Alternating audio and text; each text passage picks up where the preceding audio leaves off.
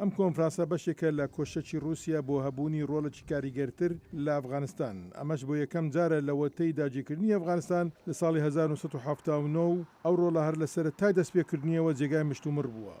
دوا کۆنفرانسی مۆسکۆ لەسەر ئەفغانستان لە مانجی 12 بوو بە بەشداری تەنیا چین و پاکستان. حکوومەتی ئەفغانی بەوە خۆشحاڵ نەبوو.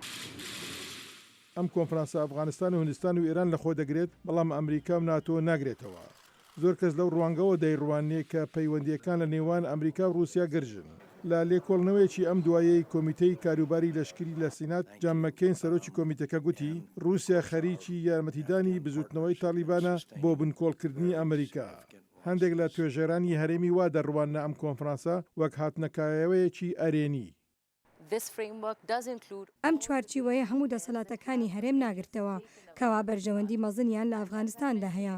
تێرۆریزم دیاردەیەکی جیهانیە، بەڵام من پێم وایە وڵاتانی هەرێمەکە پێویستە ڕۆڵێکی چالاکتریان هەبێت.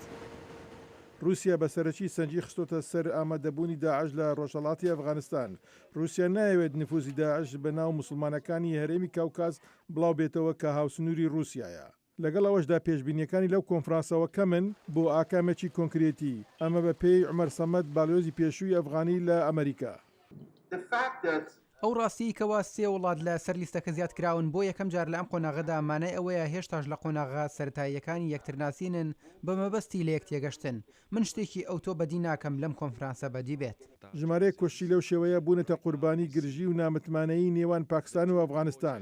جا ئایا ئەم پرۆسەیە سەرکەوتوو دەبێت ئەوە لەسەر توانای رووسیا و چین دەوەستێت بۆ قەنەعەت پێکردن بە هەردوولا کە جیاوازیەکانیان چارەسەر بکەن.